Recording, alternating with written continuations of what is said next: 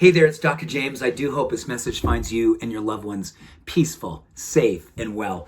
And I'm going to talk about something that I'm accused of not nearly talking about enough because, frankly, I never talk about it. I think people who've been in this community long enough, they kind of know where I stand on pretty much everything. I'm pretty much wide open about how I believe in inclusivity and openness and acceptance of all walks, all faiths, all orientations.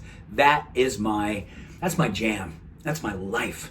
That is just my mission. That's why we create this community. We've been so blessed that I don't think we've ever had anyone come in here and start trolling on us for being this way, the way that we are. And I welcome everybody, and we welcome everyone as long as you come here and you're kind and you're open, you're accepting and you're encouraging.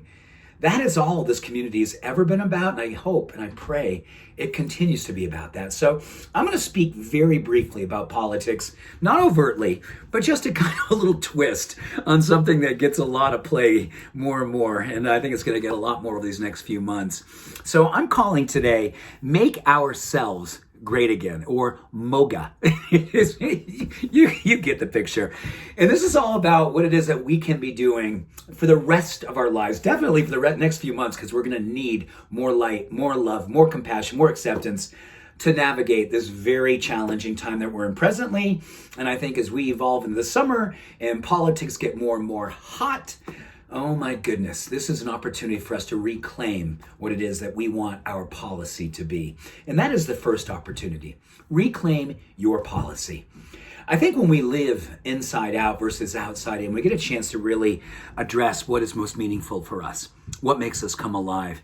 And in that, we get a chance to say, this is my policy. My policy is love. My policy is acceptance. My policy is inclusivity. It's kindness. It's openness. It's a generous heart, an open, courageous spirit. That's my policy.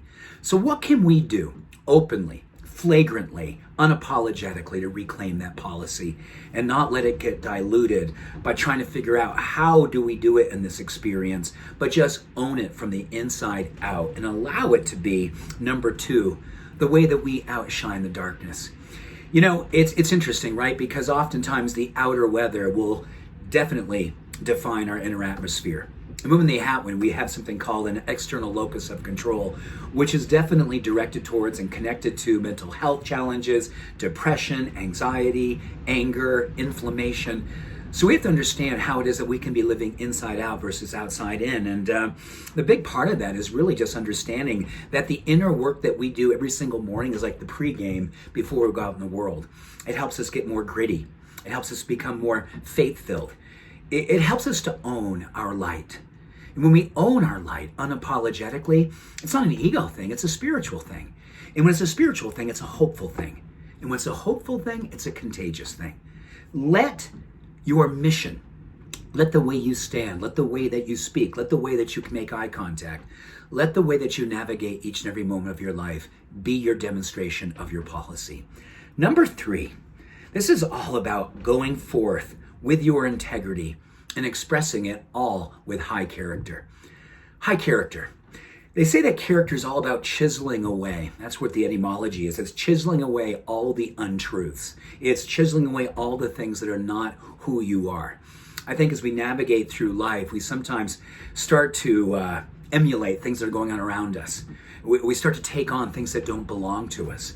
And I think when we go forth in our integrity simply means to close the gap on your good intentions. When you get very clear about your policy, when you start deciding that you're going to be the light, and you're going to broadcast it unapologetically with no ego, just a sense of, this is my mission, this is my vision, this is how I stand, this is how I live. Our character automatically gets chiseled, if you will.